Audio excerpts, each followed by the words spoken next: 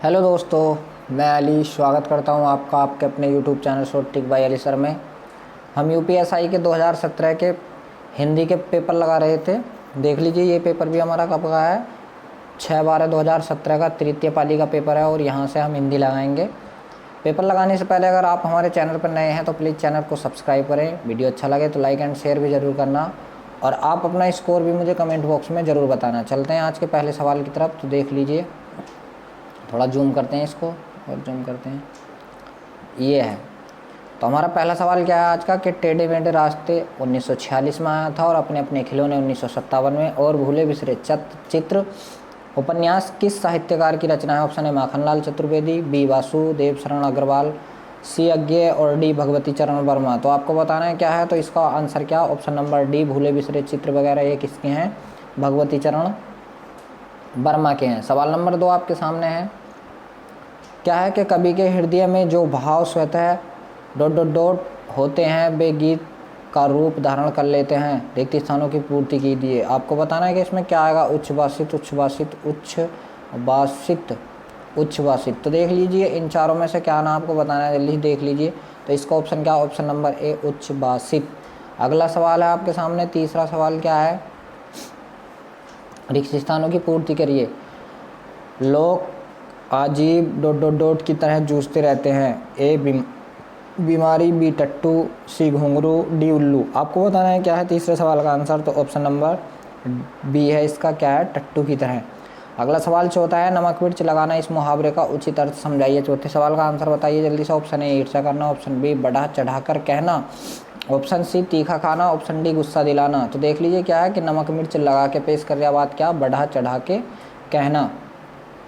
सवाल नंबर 5 आपके सामने है, दिए गए विकल्पों में से कौन सा विकल्प कालवाचक क्रिया विशेषण का नहीं है? आपको बताना है कि इनमें से कौन सा वाक्य है जो कालवाचक क्रिया विशेषण का नहीं है। ऑप्शन है आजकल, ऑप्शन बी बहुधा, ऑप्शन सी बाहर भीतर, ऑप्शन डी प्रतिवर्ष। पांचवें सवाल का आंसर बताइए जल्दी से क्या है, तो ऑप्शन नंबर सी बाहर भीतर इसका क्या है, सही आंसर है। छठा सवाल है, हाथ मलते रह जाना इस मुहावरे का अर्थ स्पष्ट कीजिए। आपको अर्थ बताना है हाथ मलते रह जाने का। ऑप्शन ए क्रोध करना, ऑप्शन बी दुखी होना, ऑप्शन सी पछताना, ऑप्शन डी हाथों को मसलना। छठे सवाल का आंसर बताइए, तो ऑप्शन नंबर सी पछताना। पछताना क्या होता है, हाथ मलते रह जाना होता है। सातवां सवाल आपके सामने है, वह बिरह हस्ती तन साले घाय करे चितचूर, इसमें किस अलंकार का प्रयोग हुआ है? आपको बताना है कौन से अलंकार का प्रयोग हुआ है इसमें। विशेष पंक्ति, श्लेष अलंकार, पुनरुक्ति अलंकार या रूपक अलंकार, बताइए जल्दी।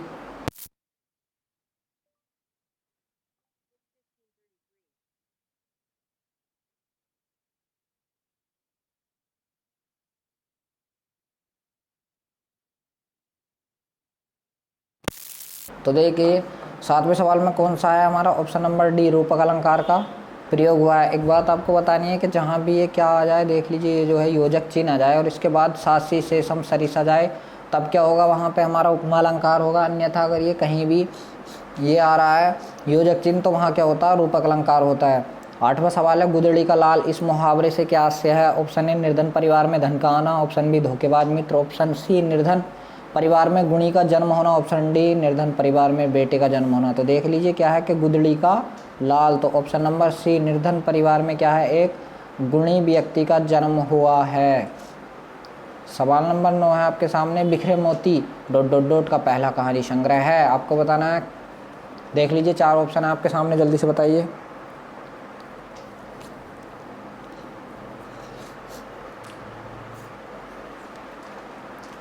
तो ये किसका है, ये किसका है बिखरे मोती वाला? सवाल नंबर 9 का option number C Subhadra Kumari Chauhan का है। 10वां सवाल है, वह व्यक्ति न्यायप्रिय था, वर्तनीगत त्रुटि सुधारें। वह व्यक्ति न्यायप्रिय था, वह व्यक्ति न्यायप्रिय था, वह व्यक्ति न्यायप्रिय था, वह व्यक्ति न्यायप्रिय था। तो देख लीजिए, ऑप्शन नंबर डी इसका सही है 10वें का। ठीक, 10वें का क्या है, ऑप्शन नंबर डी, क्योंकि न्याय ऐसे नहीं लिखा जाने का है। ठीक, तो इस वजह से ये गलत हो गया, न्याय ऐसे नहीं लिखा जाने का है। अगला सवाल देखना है क्या है, 11वां सवाल है हमारा, अच्छाइयों को ग्रहण करो और बुराइयों का त्याग, रेखांकित शब्द की त्रुटि सुधारें। देख लीजिए जो बुराई है हमारा, इसकी त्रुटि सुधारनी है आपको। ठीक, तो यहाँ से बताना है आपको क्या आएगा। 11वें सवाल का आंसर जल्दी से बताइए। देख लीजिए क्या है कि अच्छाइयों, यहाँ क्या है देख लीजिए बहुवचन में, यहाँ बुराई क्या है एक वचन में, तो बुराई का बुराइयों, तो बुराई का क्या होगा, बुराइयों होगा, ऑप्शन नंबर सी। अगले सवाल पे चलते हैं। 11 सवाल हो गए। 12वां सवाल आपके सामने है, कहाँ है, ये रहा। 12वां सवाल है, जल्दी से बताइए। चारूचंद्र रे किस उपन्यासकार की रचना है, आपको बताना है। Option A Hazari Prasad Dwivedi, option B Amritlal Nagar, option C Harivansh Rai Bachchan और ऑप्शन डी रामविलास शर्मा।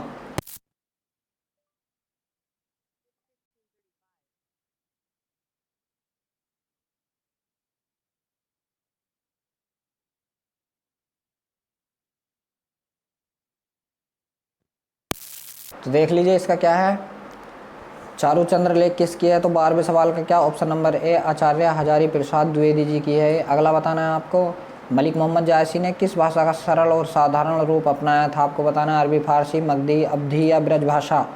तो बताना है 13वें सवाल का आंसर क्या है, कि 13 का आंसर क्या है, सी, ऑप्शन नंबर सी क्या है, अवधी। मलिक मोहम्मद जायसी की क्या थी, अवधी। पद्मावत भी इनका अवधी भाषा में ही लिखा हुआ है। 14वां सवाल आपके सामने है, स्त्री शब्द का बहुवचन बताइए। स्त्रियों, स्त्रियाँ, स्त्रियाँ, स्त्रियाँ। तो 14वें सवाल का आंसर बताइए जल्दी से, तो ऑप्शन नंबर डी क्या है, स्त्रियाँ सही है। 15वां सवाल है हमारा, समान अधिकार और बेअधिकरण किसके भेद हैं, आपको बताना। ऑप्शन ए समुच्चय बोधक, ऑप्शन बी संबंध बोधक, ऑप्शन सी निपात, ऑप्शन डी क्रिया विशेषण।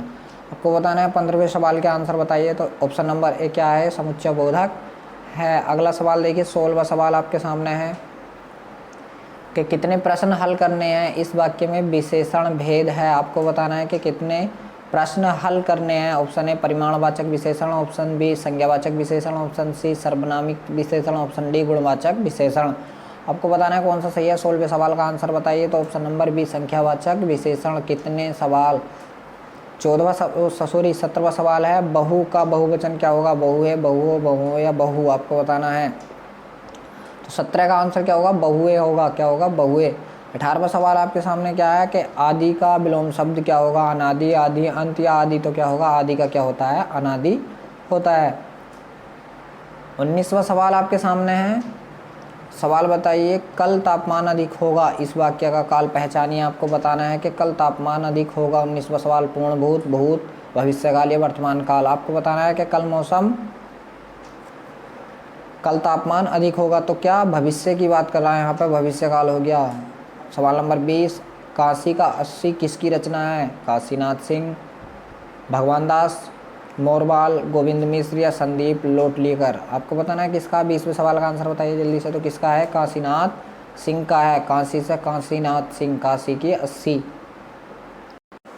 अगला सवाल देखिए, 21वां सवाल आपके सामने है कि पुल्लिंग शब्द का चयन कीजिए। उपमा, व्रत या अनुप्रास, कर्ता या मानवीकरण। इसमें से आपको बताना है 21वें सवाल का आंसर क्या होगा। तो 21वें सवाल का आंसर क्या होगा, पुल्लिंग कौन है यहाँ पे, हमारा कर्ता पुल्लिंग है।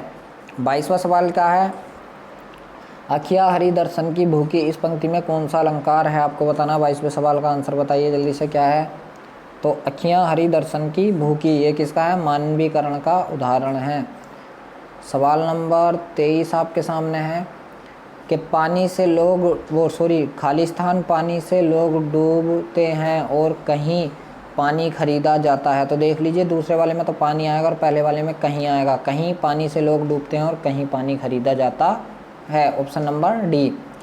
23 सवाल हो गए हमारे। 24वें सवाल पर देखिए क्या है, स्थावर का विपरीतार्थक शब्द बताइए, क्या है स्थावर, सेवक, जंग, क्षुद्र या जंगम। तो क्या होता है इसका, जंगम होता है, ऑप्शन नंबर डी होता है इसका, क्या होता है, ऑप्शन नंबर डी जंगम। सवाल नंबर 25 आपके सामने है कि शरीर के अंग के आधार पर दिया गया पुल्लिंग या स्त्रीलिंग शब्दों का जोड़ा सही कौन सा नहीं है, आपको बताना है। 25वें सवाल का आंसर बताइए जल्दी से, कौन सा नहीं है।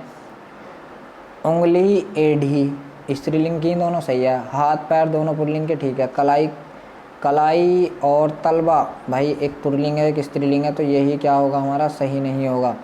मगर देख लीजिए यहाँ भी देख लीजिए, बाहाँ और जांग ये पुल्लिंग होते हैं या स्त्रीलिंग होते हैं, बाहाँ और जांग, उसकी जांग की हड्डी टूट गई, उसकी बाहाँ टूट गई, तो ये भी शायद, अब देख लीजिए आयोग ने इसको माना है, तो यह ऑप्शन नंबर सी है इसका।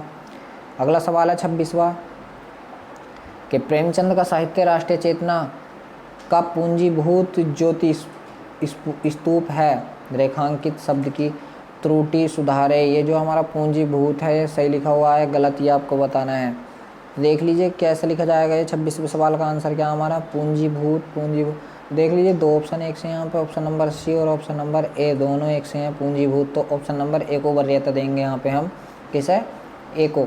अगला सवाल है हमारा, कला और बूढ़ा चांद के लिए सुमित्रा नंदन पंत को किस साहित्य पुरस्कार से पुरस्कृत किया गया था? ऑप्शन ए ज्ञानपीठ, बी व्यास सम्मान, सी मंगला प्रसाद पारितोषिक और डी हिंदी साहित्य अकादमी पुरस्कार।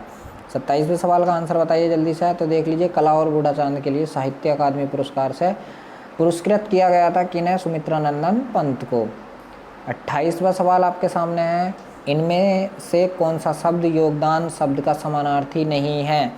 आपको बताना 28वें सवाल का आंसर। हाथ बटाना, जी है ये तो है। हित, सहयोग या योग दीक्षा, तो आपको बताना 28वें सवाल का योगदान का जो नहीं है। तो देख लीजिए 28वें सवाल का क्या है, बी। अगला सवाल है 29वां, निर्विभक्ति रूप के आधार पर बहुवचन शब्द पहचानिए। हाथियों, लड़के, रातों या लड़कों। आपको बताना है कौन सा यहाँ पे बहुवचन है। 29वें सवाल का आंसर बताइए जल्दी से। तो क्या है, लड़के होता है। क्या होता है, लड़के होता है। ऑप्शन नंबर 20 का सही है। 30वां सवाल आपके सामने है, हिमगिरी के उत्तुंग शिखर पर बैठ शिला की शीतल छां, ये पंक्ति किस काव्य रचना से है? रश्मिरथी, कामायनी, गुंजन या साकेत। आपको बताना है। सवाल नंबर 30 का आंसर बताना है। तो किससे है, देख लीजिए। हिमगिरी की बात हुई थी जयशंकर प्रसाद द्वारा रचित कामायनी में। किस में हुई थी? कामायनी में। तो किसकी है? कामायनी की है। 31वां सवाल है, रिक्त स्थान की पूर्ति कीजिए। केले के छिलकों की सब्जी खाइए। केलों के छिलकों, तो कौन सा? पहले ही ऑप्शन इसका सही है, पहला ही। सवाल नंबर 32 आपके सामने है कि इनमें से कौन सा शब्द चतुर का समानार्थी शब्द नहीं है? बताइए। हाजिर जवाब, खुदगर्ज, फुर्तीला या तीव्र बुद्धि। 32वें सवाल का आंसर क्या है, जल्दी से बताइए।